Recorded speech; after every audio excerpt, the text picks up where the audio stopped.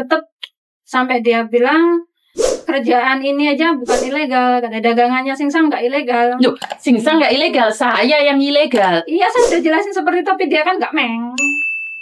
Dia tuh nggak paham sebenarnya, tapi dia sok pintar. Dan majikanmu orang Indonesia, orang Bandung. Bandung. Saya agent Bandung, tapi bukan orang Bandung. Nah, ya paham ya, jelaskan ya. Enggak mana keliru kok. Kayak majikannya kayak wong Indonesia, wong Bandungnya Yuni sing kena dike kok. Iya, kalau Bobo orang Bandung, kalau Singsang Jakarta. Oke. Orang Bandung, bukan agent Bandung. Iya. Garis bawahi. Biasanya kepreset-preset ya. Kayak wong Indonesia. Jadi kelanjutannya kita lihat aja, enggak kita bareng-bareng ngasusin aja. Jadi aku dukung biar buat perhatian sama yang lain-lainnya. Soalnya anak-anak itu selalu nyepelekan. Dan gajimu berapa, Jo? 4630. Ya.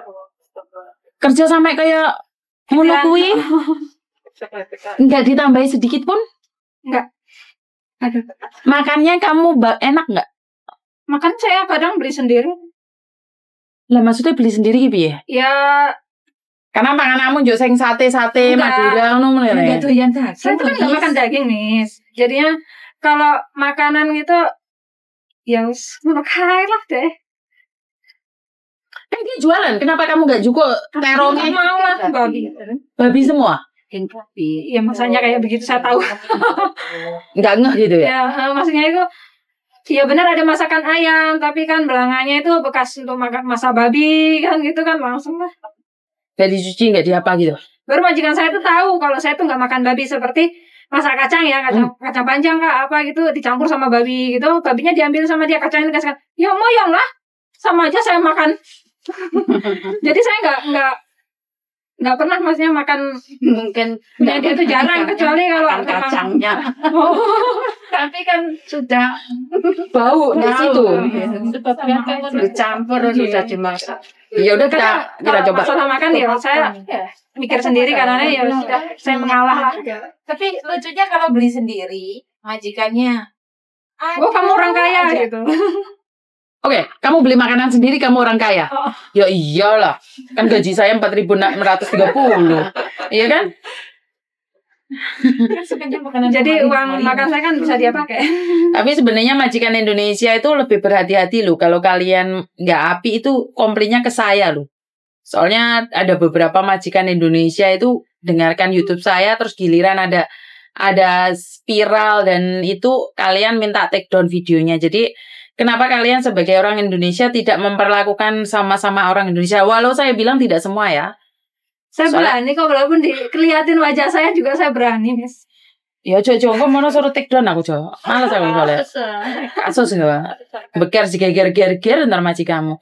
Karena kamu ada bukti sih, saya sendiri berani sebenarnya, coba. Cuman karena di sini saya tidak mengungkapkan aib ya, ini sebenarnya pelajaran buat orang yang lain agar jangan mau bekerja dua rumah. Itu yang saya itu adalah ilmunya, jangan bekerja dua rumah gitu. Kan kita nggak ada pilihan, Miss. Kan nah, kita karena masuk, itu kita masuk di majikan situ kan setahu kita kan seperti di kontrak kerja seperti itu, ya kan? Nah, karena kamu tidak salah dalam hal ini, kamu tidak salah, tapi kan kamu yang dikorbankan. Terus saya pernah ngomong ke dia, saya nggak berani, saya nggak mau. Tapi dia ngotot. Kamu pernah telepon agenmu?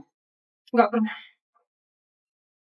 Oh, karena pernah sekali saya minta bantuan dia, saya minta uang tiket, susahnya minta ampun.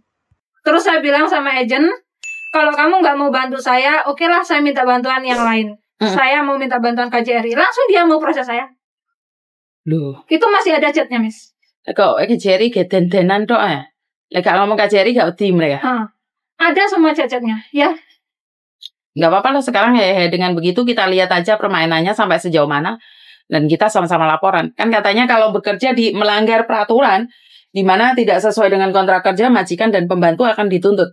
Tapi kenapa cuma kamu aja yang dituntut? Kenapa majikan tidak? Dan akibatnya adalah kalau kamu sampai kehilangan pekerjaan kan kamu yang ribet. Benar nggak? Jadi kamu simpan semuanya data-data itu, lain kali kamu bisa pogo ya. Nah, sampai kamu kehilangan pekerjaan ini. Kan secara langsung dan tidak langsung itu banyak orang juga yang jadi jadi korban. Dan berikutnya dia sudah ambil pembantu dari Indonesia juga loh.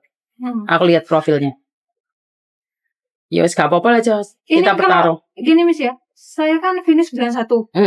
Terus saya cari majikan. Kira-kira kalau visa nggak turun-turun, nggak bisa turun, kira-kira lama nggak gitu prosesnya? Enggak. Soalnya kamu finish kontrak. Kalau kamu finish kontrak secepatnya dapat majikan, diproses 1 bulan kali. Enggak. Setelah kamu keluar dari majikan mungkin kurang lebih seminggu. Kalau kasus itu 2 minggu itu aja. Jadi kalau turun enggaknya sekitar itu ya? Seminggu 2 minggu. Karena kamu finish, kecuali kamu nge-break atau interminate. Nge-break atau interminate itu sedikit susah. Tapi kalau kamu kan enggak, kamu masih di finish kontrak, terus habis itu visamu turun nggak bisanya, dikasih tahu lebih awal. Ya untungnya kamu ngomong, jadi setidaknya kan finish Mbak.